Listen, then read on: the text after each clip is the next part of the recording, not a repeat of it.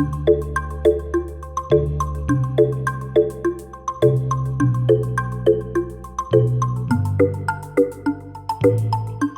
I'm Ashley Edwards, and I'm your host for GNI Conversations, a video series focused on the successes and opportunities facing the news ecosystem.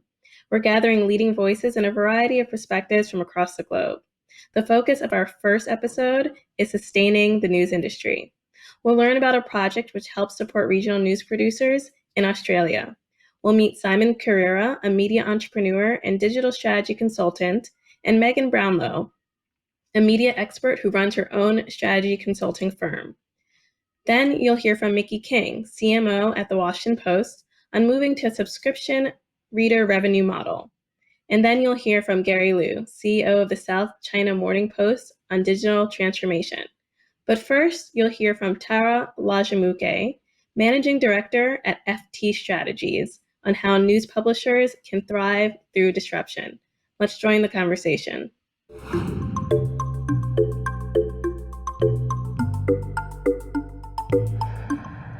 Hello, I am Tara Lajumoke, a Managing Director at FT Strategies, which is a consultancy firm from the Financial Times.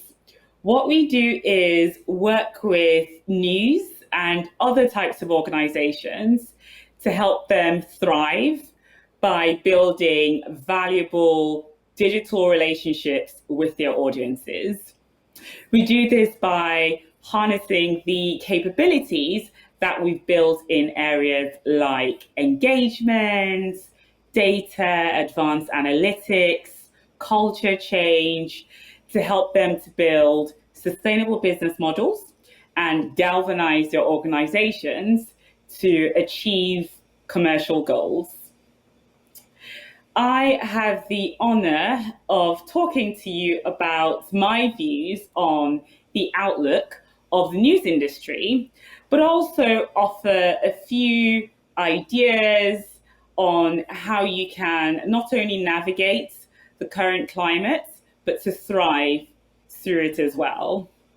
And I will be offering these views based on the FT's quite exciting transformational journey over the last decade to a subscriptions first business, but also as a consultancy, we have the honor of working with many organizations in news across all sizes and levels of maturity to help them to build sustainable business models. So we've had a lot of interesting lessons, successes, and many valuable insights that I would love to offer from that perspective as well.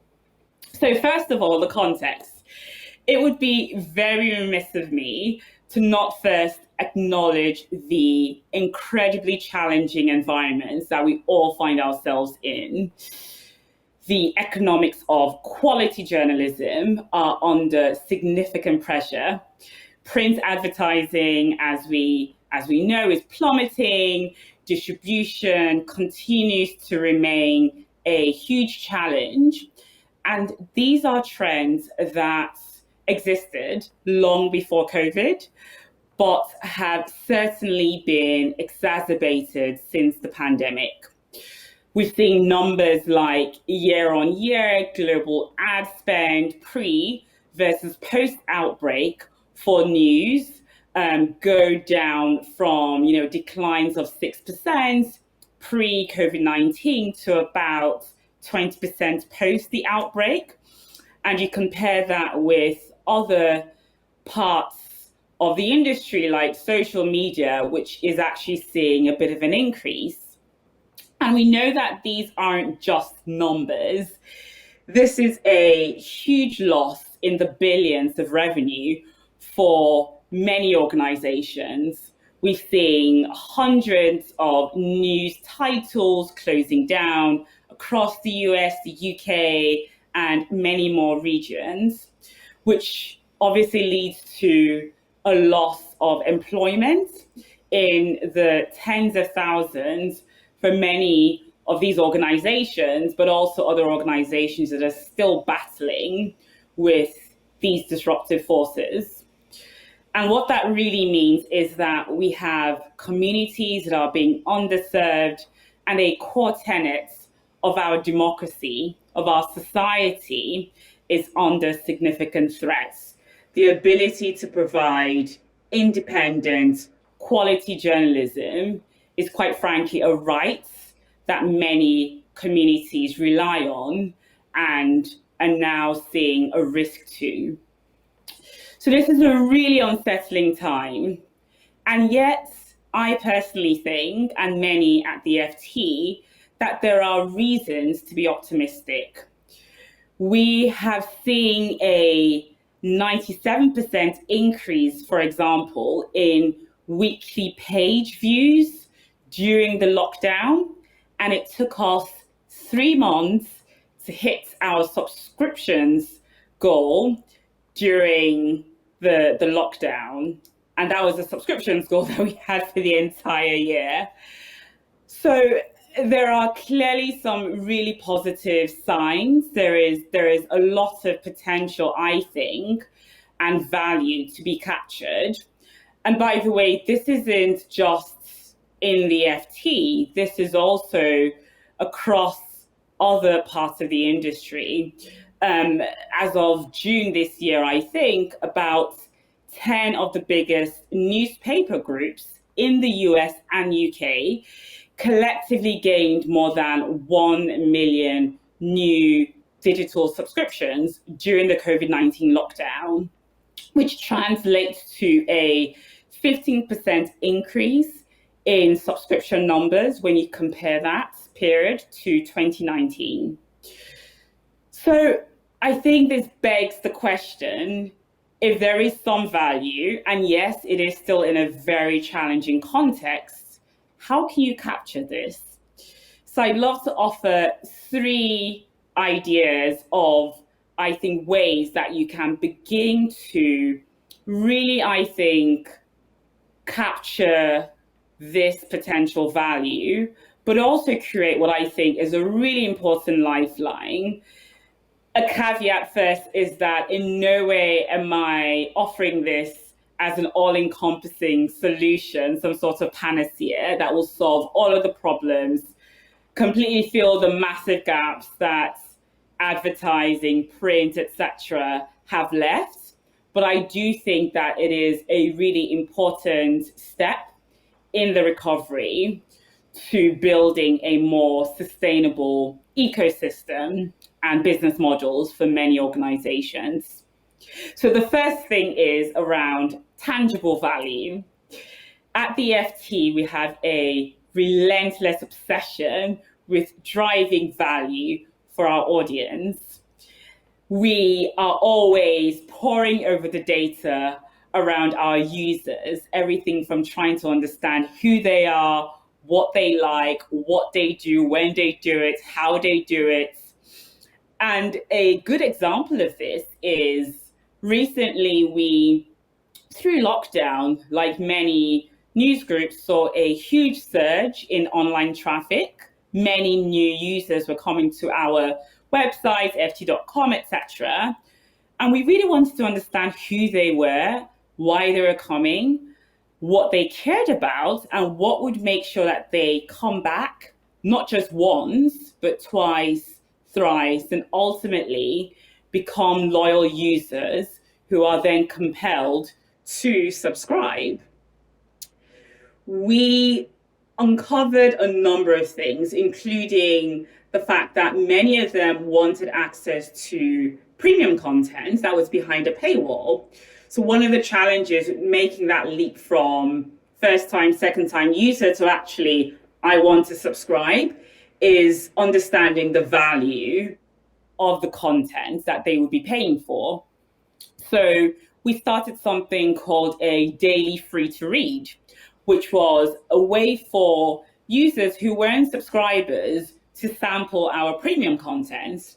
And we did it in a really systematic way, ensuring that they knew to go to our platforms to access this content, as opposed to relying on search, social, or referrals. And what that led was our ability to drive habitual use of our journalism increased immensely, and we're able to demonstrate tangible value to that user who is then compelled to use and ultimately pay for that value. So that's one of the many ways that you can think about how do we drive engagement? How can we demonstrate value?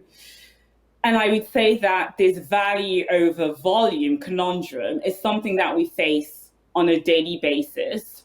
But I encourage you to think about how can you shift the mindset from attracting as many people to your platform to attracting sufficient people, absolutely, but the right people, and ultimately converting those people to loyal super fans who invest a relationship or invest in building a long-term relationship with you, your brand, your journalists, and your content. The second theme, and you'll see there's a pattern here with the T's, is all about targets. And this isn't just any type of target. This is what we call a North Star goal, a powerful, galvanizing vision, bold, inspiring, that brings everyone across the organization to focus on that single goal. At the FT, we had a North Star goal of 1 million users by 2019, and that's 1 million paid users, subscribers, by 2019. And we got there a year in advance. And actually, in relation to the first point, we've now shifted that North Star goal from what is quite a volume-oriented mission to a value-focused one, which for us is now a certain number of digital subscribers, but also lifetime value. We know for a fact that it is just as important, actually far more important, to retain an existing subscriber than to try and acquire a new one. And it's also more cost effective as well. So we really invest a lot of time, not just in acquiring subscribers, but understanding how to retain them, how to minimize churn, etc. So our North Star goal is very clearly linked to a set of precise outcomes: net new subscriptions, churn, average revenue per user, many, many more outcomes that are linked to hypotheses around what we think will achieve that outcome. And we are constantly running series of experiments to prove or disprove those hypotheses. So it's a really nice, powerful vision at the top that is clearly linked to a set of outcomes that everyone across the organization owns and is working towards, and is working in a very agile way with the experimentations and the test and learning. So I think targets that drive very clear outcomes for your organization, but also for your audience, is a powerful way to focus the organization on creating sustainability. And the final suggestion that I have is around teams. You can have the most exciting, tangible value that you are trying to offer your audience, the most ambitious and bold North Star goal targets, but it is absolutely nothing without teams, without people who are empowered to deliver on that goals, deliver on that value. At the FT, we have what we call mission groups. These are cross-functional teams of people from different parts of the organization: the newsroom, commercial, data, product, technology, consumer, customer research, etc. People who may most times have conflicting priorities, who are coming together as a cohesive unit to solve a very complex problem. We know that subscriptions or direct consumer reader revenue models are multifaceted problems that require a diversity of skills and experiences. So it makes complete sense that you bring in a broad selection of people who can bring that depth and expertise to collaborate and to work together to solve and to deliver. So I encourage you to think about how you could do this. And it doesn't have to be as huge as what we're doing at the FT. You know, we've worked with smaller organizations who are 10 people organizations who actually work to an extent in silos. So how can you think about creating those opportunities to really cut across those departmental boundaries to work together to deliver your North Star goal? Now, I know that it is a very challenging time. What I can say is this is a journey that the FT has been on, and it is working. You know, today we have over 1.3 million paid digital subscribers, and now we make more money from our readers than from our advertisers. Those are two vital signs of sustainability.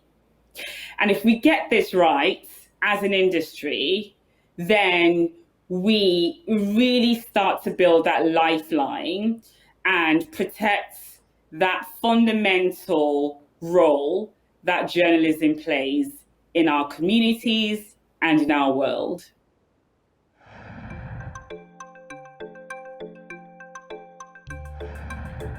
So I think the thing I'm going to say about 2020 is it's been a tough year. Journalists have had a hard year. They've been working alone, but I've seen such dedication and passion from people who got into journalism because they felt like they had stories to tell that were going to help their communities. And in 2020, in the year that we've had, there's been incredible examples of journalism, incredible examples of journalists working under conditions that they never thought they were going to have to work, being attacked, being harassed, but they have done incredible work. And that's the reason people are still turning up every day, even when in some context you could say, why does somebody want to be a journalist now? There's still such passion and dedication, and that's what makes me get up every day when my alarm goes off.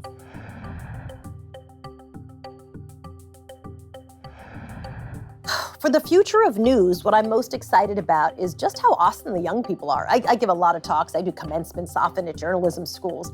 And it is amazing to me to see young people who are really excited about entering the business and who have a much better and much more honed sense of how diverse the country is than I think if you got a similar sized room of news executives and brought them in and sat them down. I think young people live in a world where they understand some of these issues personally, whether we're talking about challenges around food insecurity or poverty, or what it's like to try to raise kids and have a job. And I remember when I entered TV news, a lot of those issues were seen as kind of women's issues, and that the important reporters didn't do them. And I think that's changed a lot now. So I think there's a young generation of people who will go on to be amazing reporters who are having pretty great lived experiences, great in terms of they understand the moment they're in and they want to write about the stories that matter to them. So I think we're very well positioned to get some great reporting.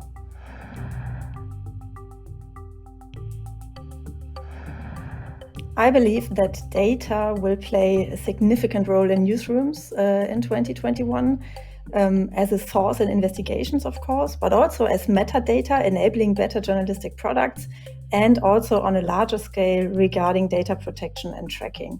I think this field will be really important.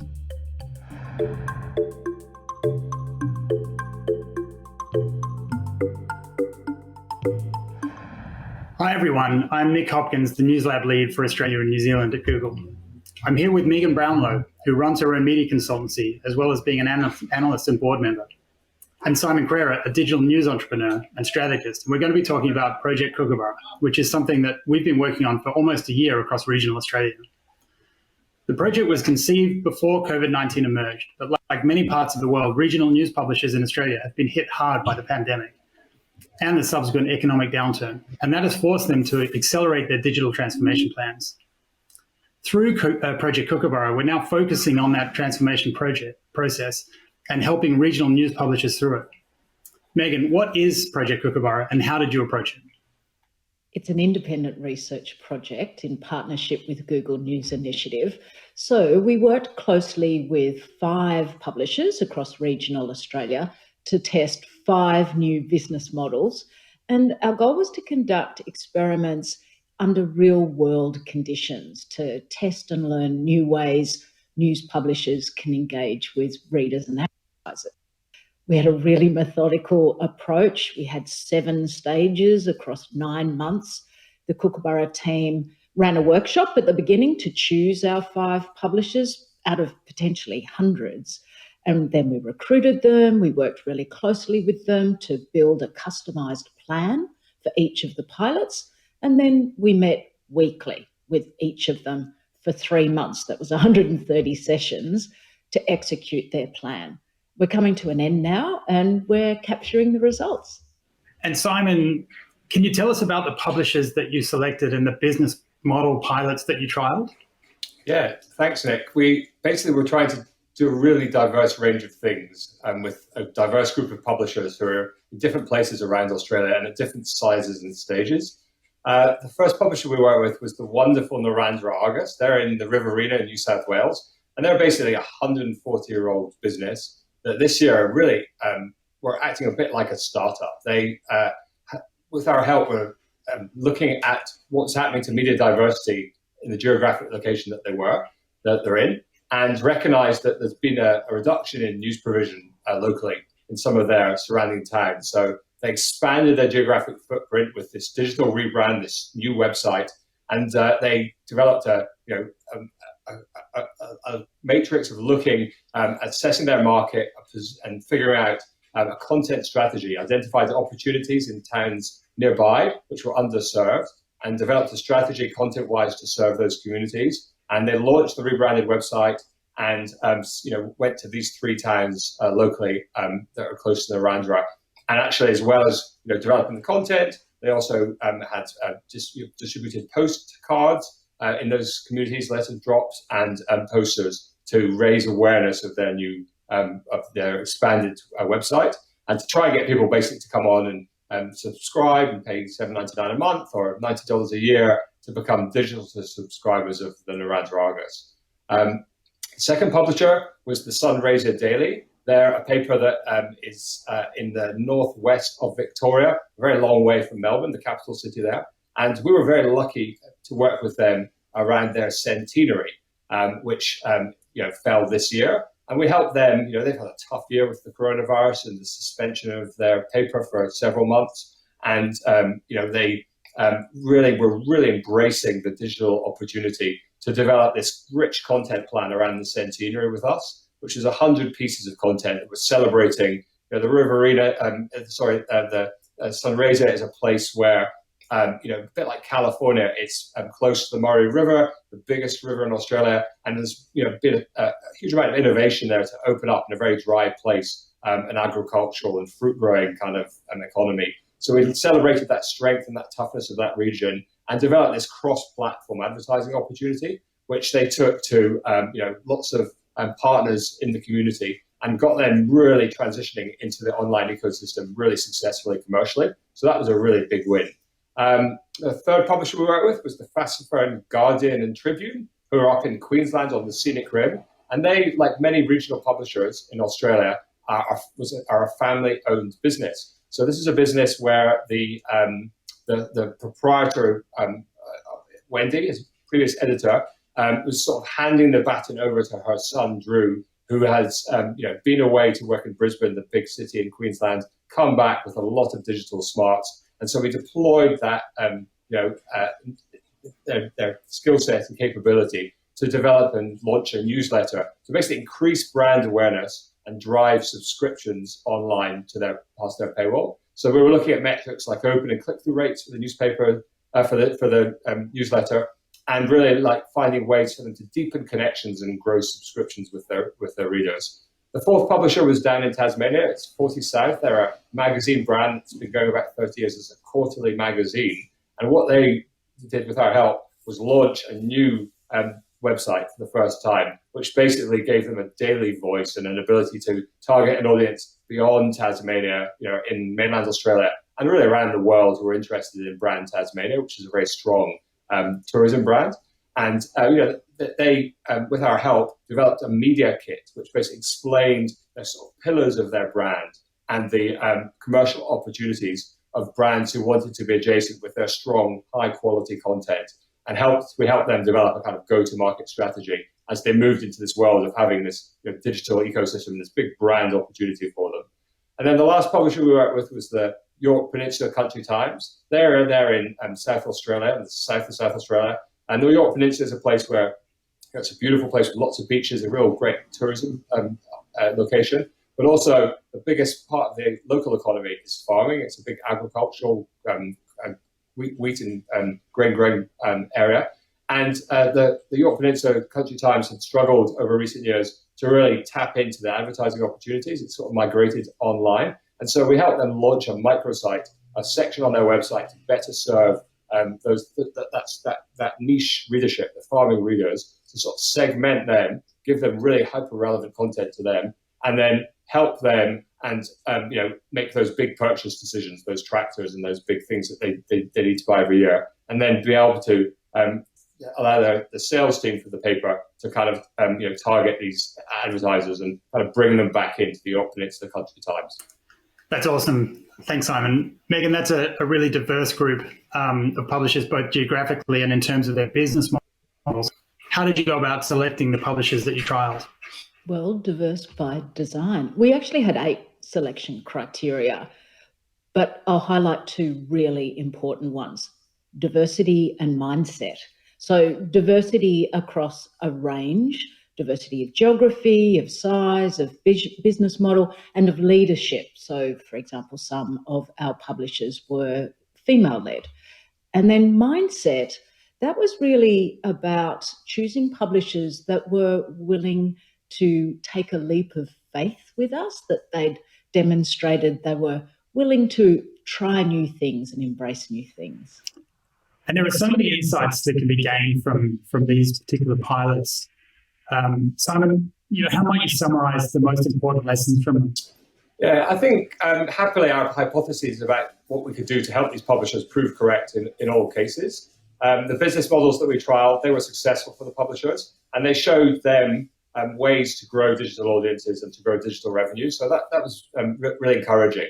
I think one of the key lessons for us is that all of the publishers, despite our selection criteria, they're very early in their digital journeys. And so they really need a bit of hand-holding and a bit of help and support as they understand concepts that maybe those of us who've worked for national and international publications feel we really get. So a lot of helping them build capability, and also that recognition, crucially, that in this time, particularly of immense pressure on the business model because of the pandemic, where some of them have had to close their print publications down, that regional news businesses really need to diversify their revenue, and they need to recognize and embrace the digital opportunities, recognize that they can't continue to rely on a really shrinking pot of display and classified advertising in print.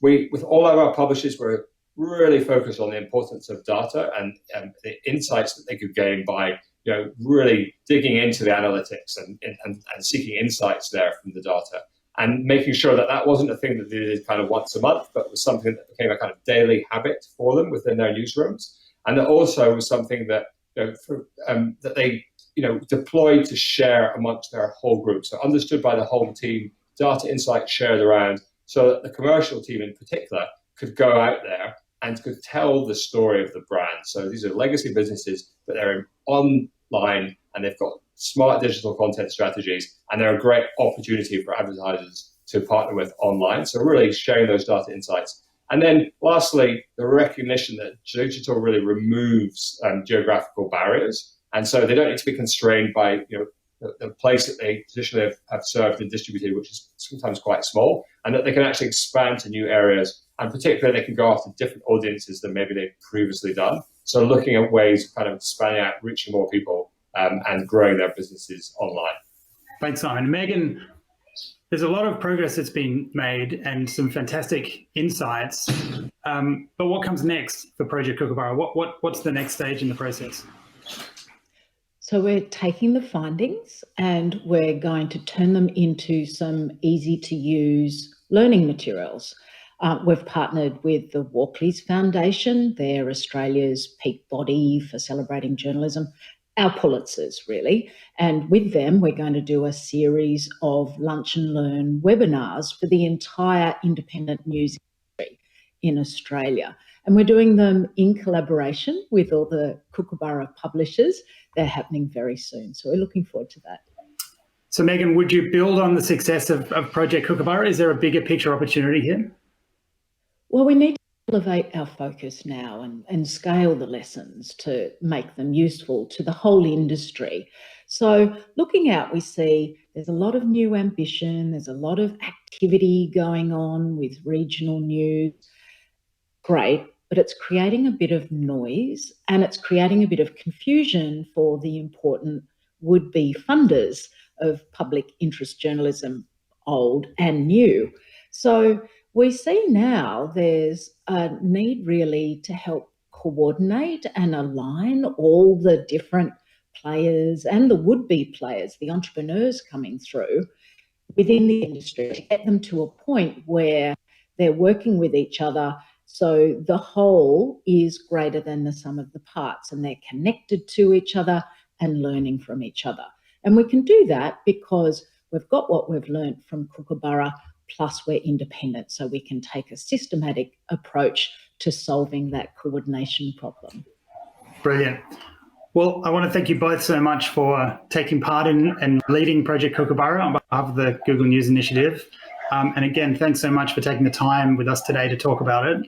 I really think it'll be fascinating to see the impact that it has on these publishers and, of course, how it might help to grow and transform regional publishers and their digital efforts. So thanks very much again, and we look forward to seeing your progress. It's a pleasure, Nick.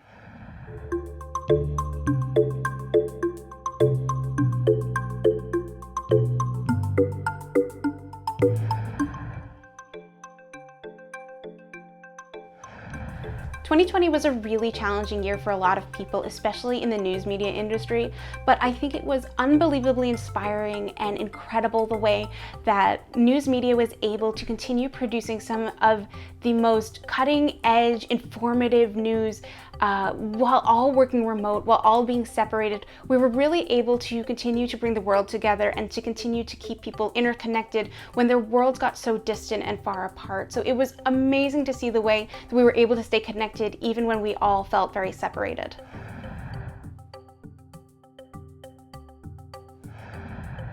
My predictions for the news industry in 2021 is I think that we're going to see, we'll continue to see a proliferation of voices and platforms talking to different niches and different groups in their own particular space, in their own particular bubble.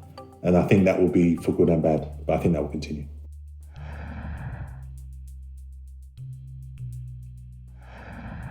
I'm excited about using AI to get relevant information and high quality journalistic work to the people. I see great power in using these new technologies to really practice information democratization. And I'm really excited about the opportunity that we now have to shape the future of news media.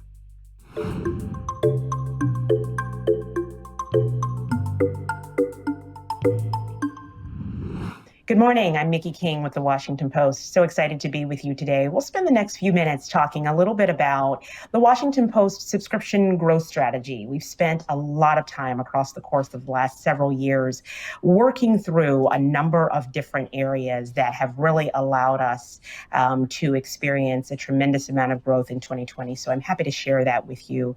The Washington Post, like so many other news organizations, have experienced a tremendous amount of growth in 2020.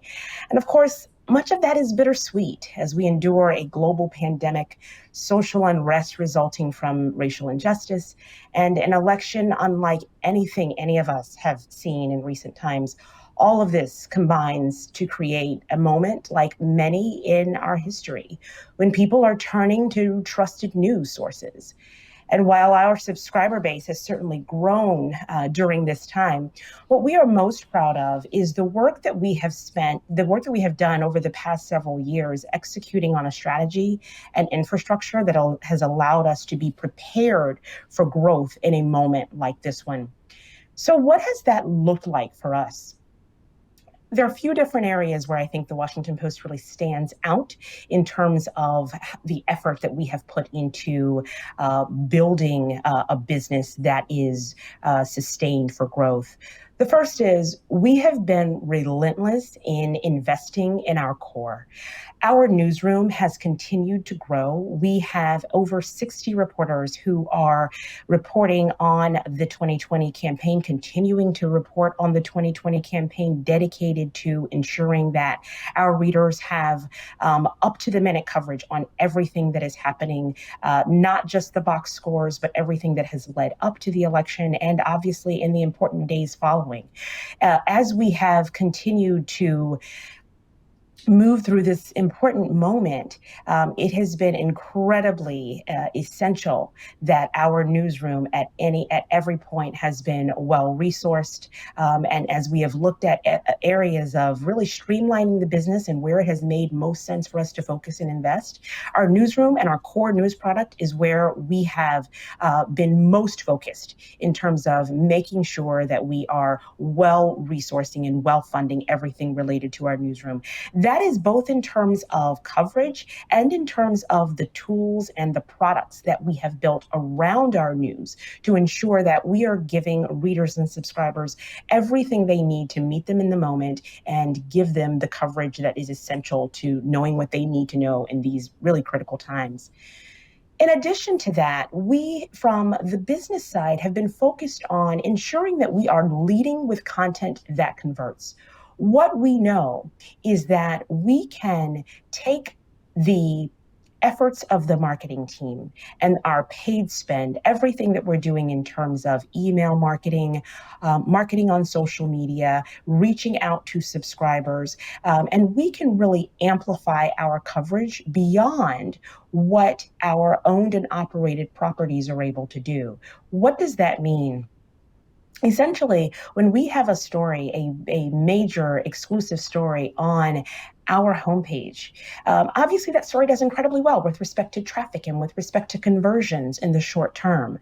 But on the marketing side, what we've been able to do is extend the shelf life, if you will, of that story by continuing to promote that story on social channels, by emailing that story out to our readers and our subscribers. And what that has allowed us to do is to drive conversions, drive paywall hits, drive a reader engagement beyond just the readers who are coming to our site.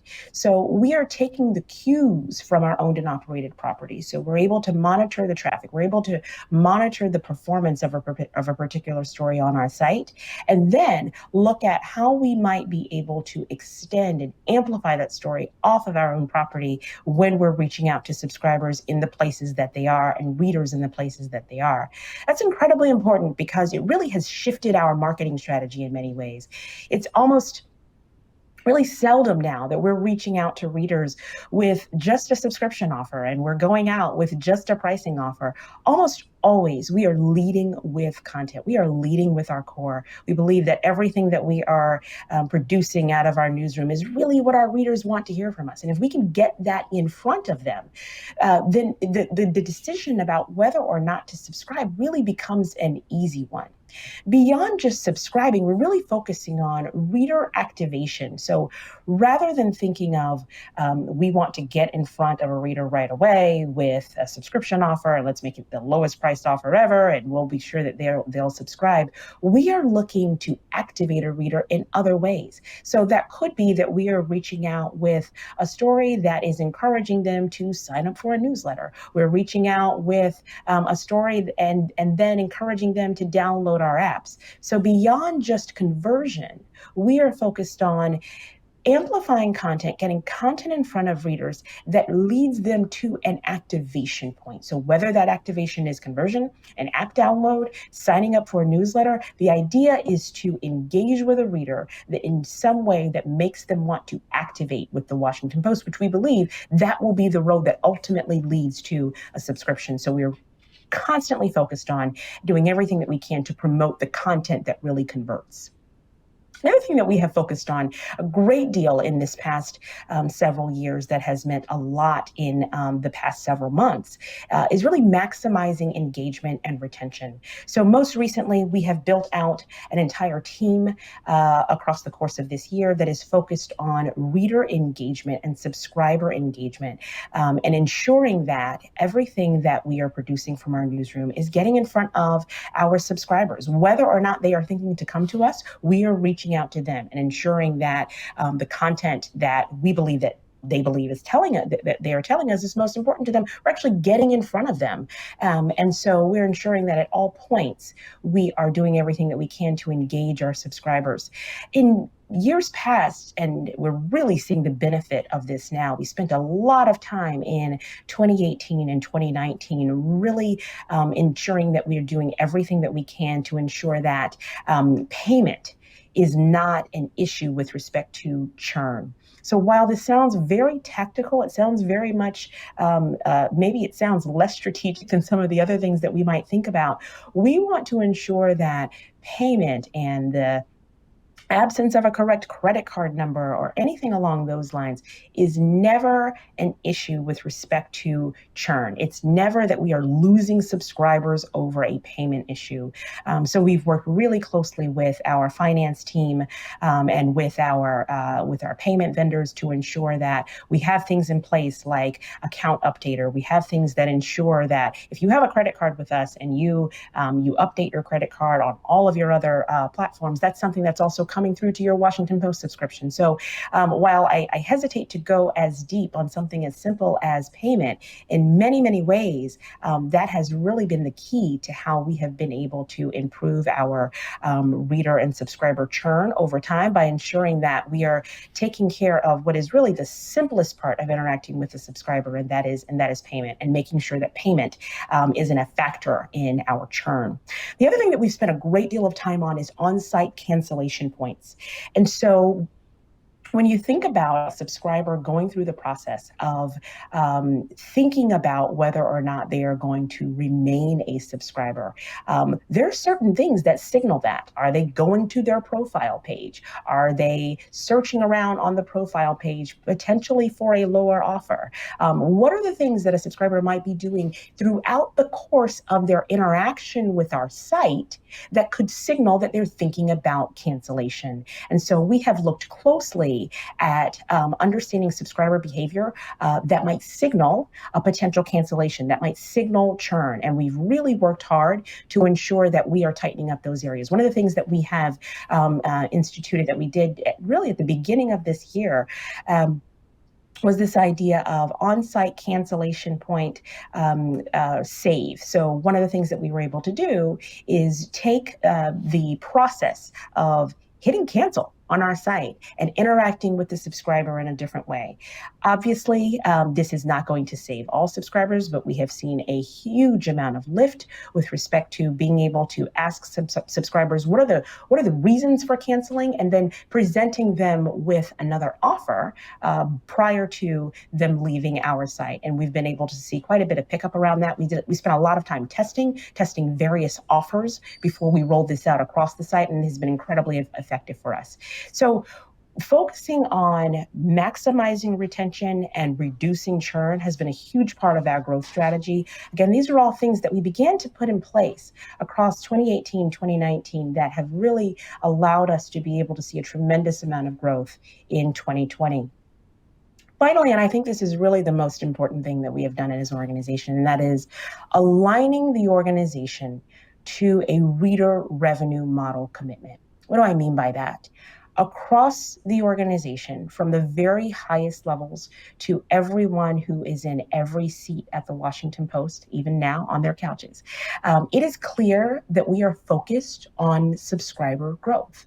And that's not something that we question. That's not something that we get into debates about. I often get the question, well, what happens when you have a disagreement between advertising and subscriptions on a particular issue? Do you butt heads?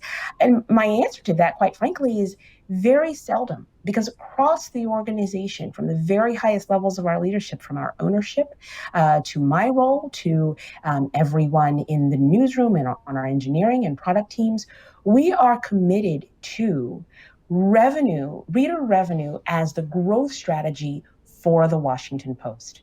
And so what that means is that I have ideas coming to me all the time from folks across the newsroom, in engineering, in product, about this is something that might work well for our readers. This is something that might lead to more conversions.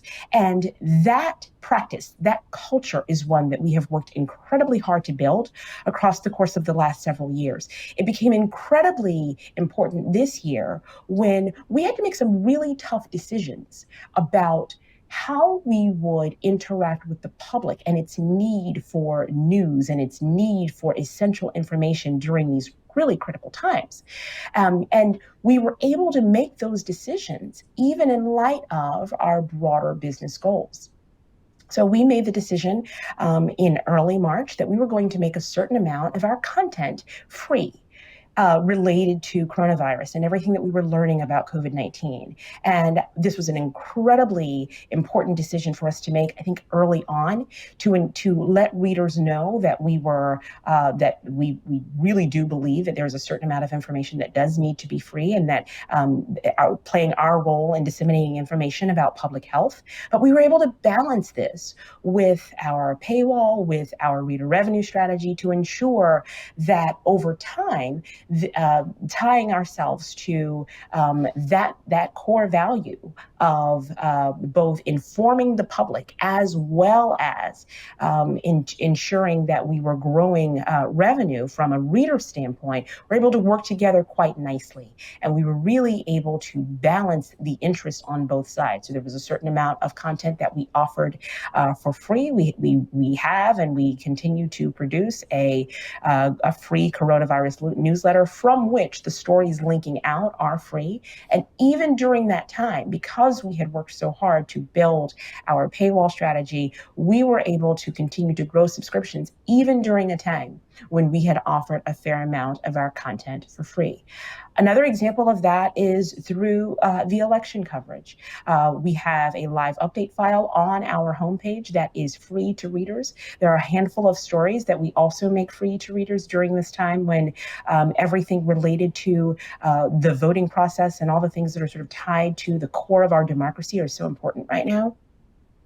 A fair bit of that content is available to readers for free, and we have continued to grow subscriptions even in the midst of that, because we have spent so much time prior to this moment testing, understanding how our paywall best works, how best to optimize that, working closely with the newsroom, with our advertising team, with our product and engineering teams, everyone being aligned on this idea of reader revenue growth, so that when we need to make tough decisions about making certain content free, being true to really our mission of informing the public, that we're able to do that in a way that does not sacrifice our business goals. And so we've been incredibly proud of that. And I really do think that all of those things working together have been why the Washington Post has been able to continue to see a fair bit of growth through this really critical period that we have been in.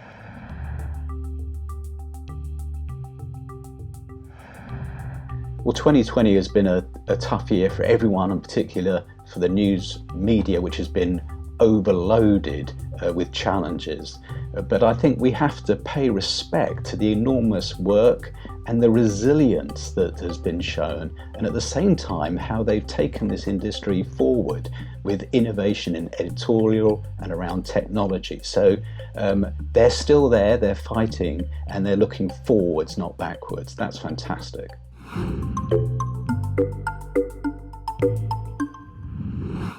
Hi, everyone. My name is Irene Liu, and I am the News Lab lead for the Asia Pacific region here at Google. And I'd like to introduce our awesome speaker for today, Gary Liu, who is the CEO of the South China Morning Post, which is a newspaper that is based in Hong Kong. Hi, Gary. How you doing? All right. How are you? Things are well. pretty crazy and busy in Hong Kong, aren't they? Not just in Hong Kong. It seems to be that way all around the world right now. That is true. That is true. For our global audience who are here, could you just start by giving a quick history of the South China Morning Post and telling us a little bit about your paper? Sure, absolutely. So we are an English language newspaper that has been based and headquartered here in Hong Kong for 117 years. For well over a century of that time, we've been the newspaper of record for the city of Hong Kong. And we continue to report not only on Hong Kong, but increasingly on the impact of a growing and a rising China for the rest of the world. So we've obviously seen a lot over the course of that 117 years, many changes in governance in this part of the world. And we continue to do our best to be a window and provide insight and nuanced perspective into Asia's changing environment. When you've been now in this role as CEO for nearly 4 years, and when you were first appointed in 2016, Zhou Tai, who is the chairman of SEMP's board and who's also an Alibaba executive, said, as an influencer and innovator in digital media and someone with roots in Greater China, Gary is the perfect fit to take SEMP's vision, coverage of Greater China from an Asian perspective for a global audience, to the next level and show our readers the future of news in the age of mobile and social media. Now, you did come from the tech industry, but this is quite a tall order, especially for someone who was both new to newspapers and media as well as Hong Kong. So I'd love to hear you talk a little bit about, what your views were going in, coming from the tech industry, and you came from Dig and Spotify as well as Google. What were your assumptions, and how have they evolved over time? Well, first of all, for the record, I'm not perfect for any role and far from perfect for this one. But the things that I was thinking about when I took on the role was really just about the importance of the South China Morning Post. The history of this newspaper, the role that it has played not only in our home city, but all around the world for those 100+ years. And I was really fascinated by how much more important the South China Morning Post would become to the rest of the world, again, as China's impact starts affecting everything about how we live, regardless of where we are on this planet. And because of that, I decided to take on what at that point I think most people would have considered a very real challenge. But part of the reason I was pretty confident and optimistic about the challenge was because I had the opportunity to meet the team here. And this is a news organization that is led by an incredible executive team. It has an amazing newsroom of very, very tenured journalists with strong convictions. And every single person that I had met in my process of making the decision to move to Hong Kong, they shared with me the value of this news organization and their belief and their commitment to change as well. So all of those things together made this, I think, a relatively easy decision at the end of the day. The assumptions I made, I think I came in here very optimistic, and the major assumption was that change is inevitable for the news industry. I mean, frankly, this is just a few years ago, 4 years ago, and so at that point, we'd already seen a lot of change in the industry. A lot of the major global players had shifted to a digital-first strategy and had shifted quite successfully to a digital-first strategy, and I believed that the South China Morning Post could do exactly the same. So what did you think that you could bring from the tech industry into the newsroom, into the company, in terms of skill sets, mindsets that perhaps were not there from a very traditional legacy newspaper? I was very fortunate, Irene, that in my career, I had effectively stumbled on a path that made me, or at the very least, it exposed me to many different ways of content creation, content distribution, and content monetization across the internet. And in each of those buckets, I think that my experience and the skill set that was developed over time would be useful. I thought would be useful to the South China Morning Post, and they hopefully have proven so over the course of the last few years. Frankly, I think the biggest change in our organization is that we now consider what we do as, or actually I should say, we now think about our company as a product organization. And that's not just vernacular, it's not just a marketing phrase. It really is from ground up the way that we think about our users, the way that we aspire to understand all of our readers around the world, and not only write for their need, but also create a product and participate in discovery and user experience in a way that actually matches their expectations. And that has dramatically changed the way that we see our responsibility in news and information gathering and sharing. So actually, I as you know, I worked at the South China Morning Post back in 2010 before your tenure. And, it's a paper with a very strong legacy, very much ink-stained newspaper. And it actually at one point was reputed to be one of the most profitable print newspapers on a per reader basis. Mm-hmm. And so I'm really interested to hear from you is how you were able to get the newsroom and the editorial team to buy into this vision, right? Because one of the kind of wonderful parts about the SCMP is that you have old timers, people who've been with the paper for decades, who are still in leadership, who are still helping to get the paper out every day. How did you get them to change? Because we all know that editorial teams, whether or not they buy into a change or not, can make or break any initiative, right? It's a great question. The first answer, and I think the most important answer, is that my partners in the newsroom, I'm talking about the senior editorial leadership, were bought in before I arrived. The fact is that they are not only well-versed in traditional journalism, but had studied for many years and really understood what digital journalism is supposed to look like. Whether or not that it had been implemented in the South China Morning Post newsroom at that point, has nothing to do with had nothing to do with sort of their intent on change. And so these leaders are bought in.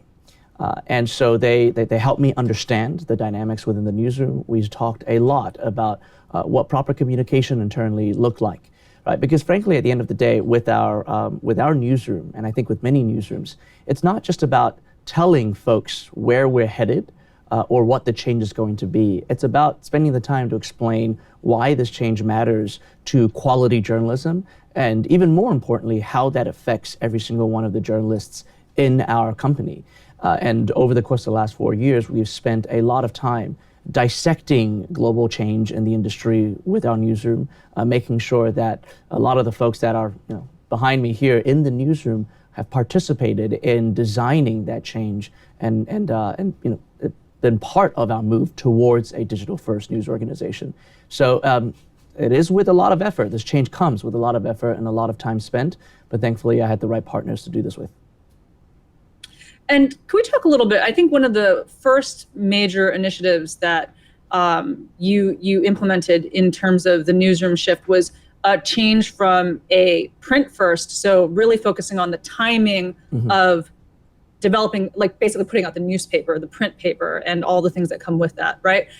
To being digital first. So could you talk a little bit about tactically what did you do to help make that change? Yeah, it was more of an organizational structural change. So when I first arrived at the start of 2017, the structure of the SCMP newsroom was still very traditional, insofar as every single section or every single desk, they were responsible for not only publishing online, but also deciding how the print pages were eventually laid out.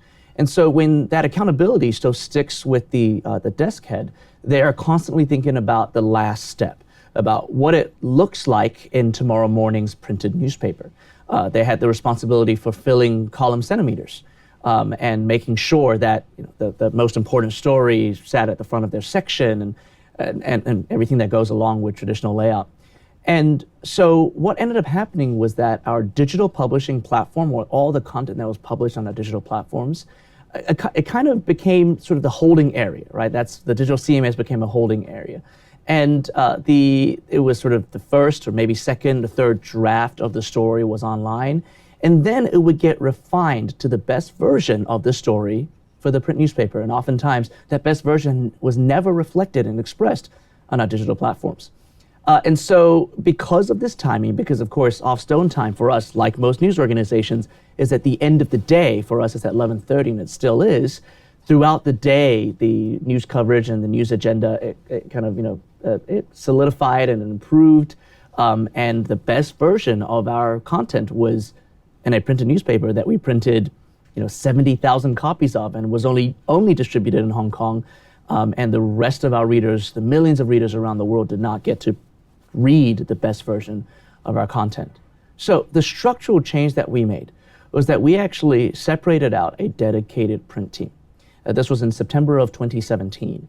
And we said to the newsroom that the responsibility for filling the print pages, for laying out and organizing tomorrow morning's print newspaper, sat exclusively with that print team.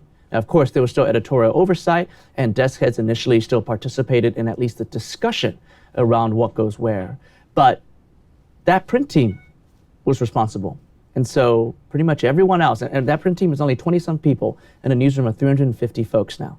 And so everyone else in the newsroom was released of the accountability of tomorrow morning's print newspaper and focused all of their time on the presentation and the representation of their content, of our content on our digital platforms. And almost overnight, the quality of our digital production improved. And over the course of the last 3 years, this has just become second nature to us, where we publish digital first. We're always thinking about representing our story in the best possible way across our digital platforms in multiple different formats. And then the print team comes in later on in the day and decides what to pull together to represent effectively a summary of what has happened in the last 24 hours for the print version the next morning.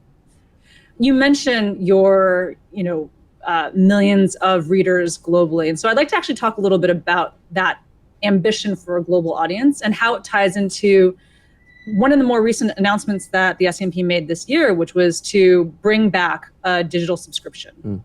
And the reason I'd love to talk about this is because, in fact, this SCMP has quite an interesting history with digital subscriptions. The SCMP was one of the first newspapers in the world to launch a digital website back in 1996, when I don't even think I don't know how many of us actually had internet access in 1996, right?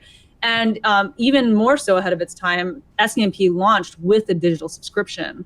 And then before you joined, after Alibaba bought the paper in 2015, 20 years later, they decided to take down the paywall, which again seemed counter to the trends at that moment, right? Especially when you look at newspapers in the West in 2015. And then of course this year, the paywall's back. Could you talk a little bit about I know you weren't there for the first two steps, but the rationale behind the moves, as you know, and then kind of the decision to bring back the subscription this year. Was this always a plan, or is this responding to the very unique circumstances that we face at this moment in time with the pandemic and everything else? The short answer to that last part of your question is that this was always the plan. That we fundamentally believe that quality journalism in 2020 and beyond cannot be solely funded by advertising, that the economics just don't work. And so the plan was always to launch a digital subscription product in today's product, which frankly is very, very different. That's why we're not thinking about it as a relaunch, because the SCMP is just completely different from what it was like 4 years ago. And so the digital subscription product has been created in a very, very different way.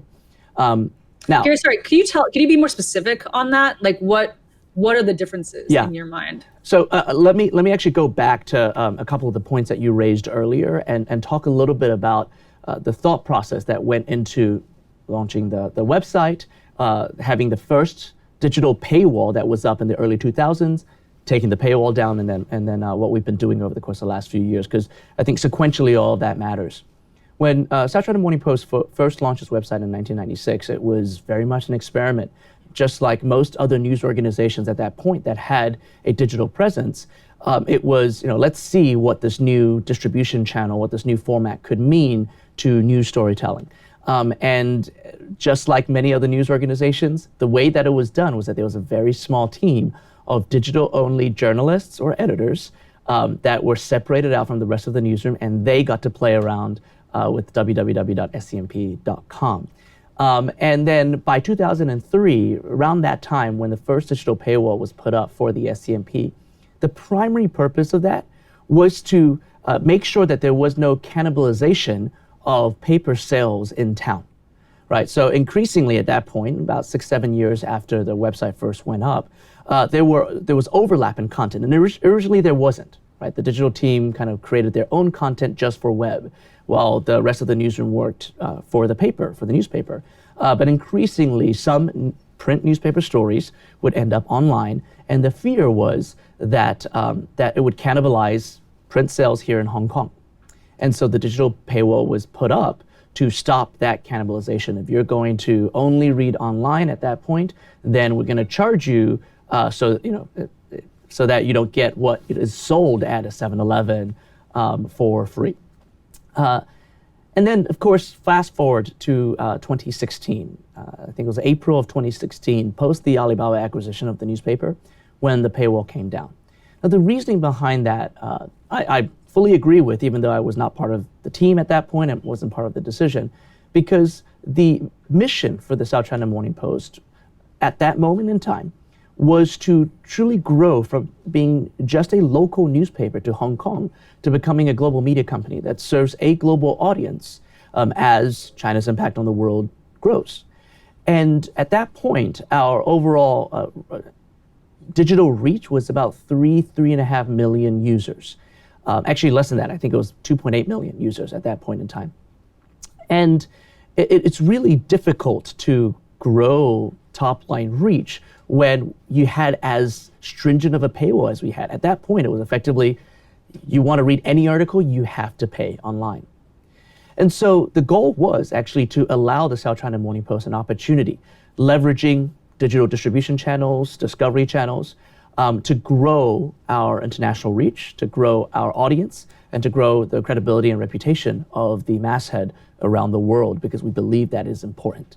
And so the owners and the leadership at that moment, that point in time here at the Post, decided to pull the paywall down. Even back then, I think it was, the thought was that it was always going to be temporary. There was going to be a period of time that we were investing as an organization in growth. And then at some point, we would have to actually try and close the gap between how much it costs to create quality journalism and what users are paying to access quality journalism. And certainly by the time that I had arrived in the very first set of strategies that we published for the Post in 2017, that was part of the plan.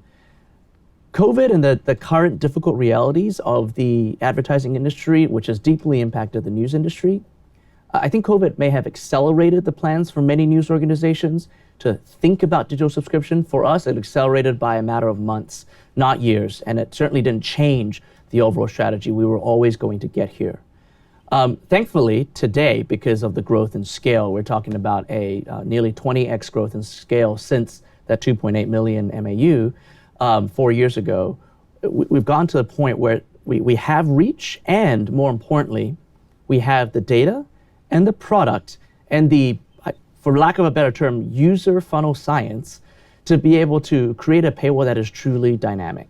And what I mean by that is that it's not the dumb paywall that we used to have before, right? The one that applied the same rules to everyone who wanted to read, regardless of who you are, what your intent is, and where you are in the world. Now, this paywall knows if there are some readers who are coming for 1 or 2 articles a month, we're not going to bother you by asking you to pay, because you're not going to pay anyway. But if you're using the South China Morning Post because you live in Hong Kong and it is your newspaper, your local newspaper, or China matters deeply to you for your work, for your studies, and you're reading 10, 15, 20 articles a month, we know who you are. We know what speaks to you, whether it's features or the mission of the news organization. And we will have that conversation with you and hope that you will pay for the quality journalism that you consume. So that's why the product is so fundamentally different than it used to be. And that's how we're going to continue to optimize and grow it in the future. And so can I ask, in terms of who are you targeting in this, right? You mentioned both local readers and global readers. How are you, what is the value prop that you, the SCMP, are pitching to local readers who have a number of different options, and some of them are free, or to global readers who already subscribe to a number of different international papers? Like, what's the unique pitch that SCMP is trying to make to those two different, very different audiences? Yeah, and by the way, you're completely right. Although we segment our audiences around the world in down to very precise detail, but in general, if I were to paint with a broad stroke, there are two categories of SCMP readers. Those in Hong Kong who rely on us as their local newspaper, and those around the world who rely on us as the specialist publication about all things to do with China and Asia. In Hong Kong, to your point, I mean, yes, this is a vibrant news environment and landscape in this city. There are well over a dozen major news organizations and newspapers that people could choose.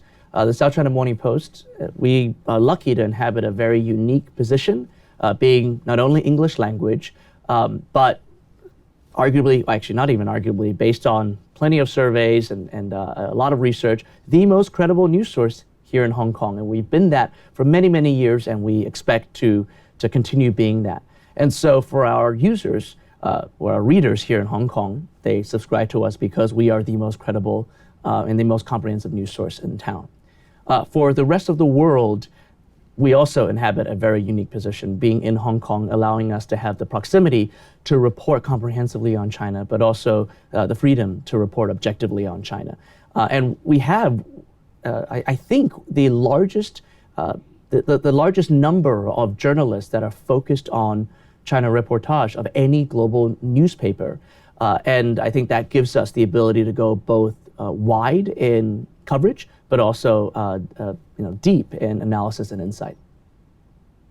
So specifically to that, I think that there's something that has been very unique during your tenure as CEO of SCMP is that Hong Kong has actually been, and Greater China in general, has been at the center of a number of truly global news stories, right? Whether you're talking about the protests and the social unrest, the trade war between the US and China, and of course, the current crisis, which is the COVID-19 pandemic, which pretty much started in Asia, as we all know.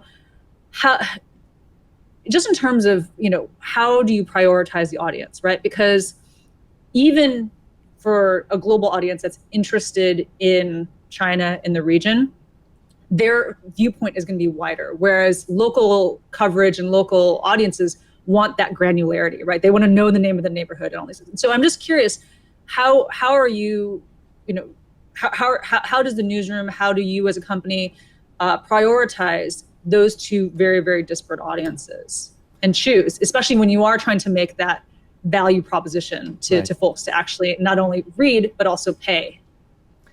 In general, those two things, covering Hong Kong and covering China, are not dichotomous because of how important Hong Kong is, not only to China, but in a lot of ways to the impact of China around the world.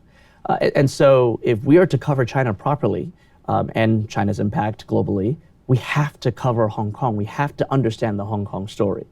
Now that said, and that's in general, of course, when it comes to details, you are right that there are certain stories that we publish that are specifically for our local Hong Kong audience, and other stories that are for a much wider, more general interest global audience about Hong Kong. We have to learn how to properly balance it, and oftentimes now is that we are in effect writing two different versions of the same story. The one that has the details that our local readers demand of us and need to not only understand their hometown, but also sometimes to hold the powers to account, right? And then there's the other version of the story that is more of an explainer style story, or it is taking the details of the in-depth story and weaving it through as context in a broader narrative that is relevant for our global audience. That is a skill set that the South China Morning Post has developed over the course of the last few years as our audience has expanded beyond our home city to the rest of the world. That brings us to the end of our first episode, and we welcome your thoughts and reactions in the comment section below. Thank you for watching.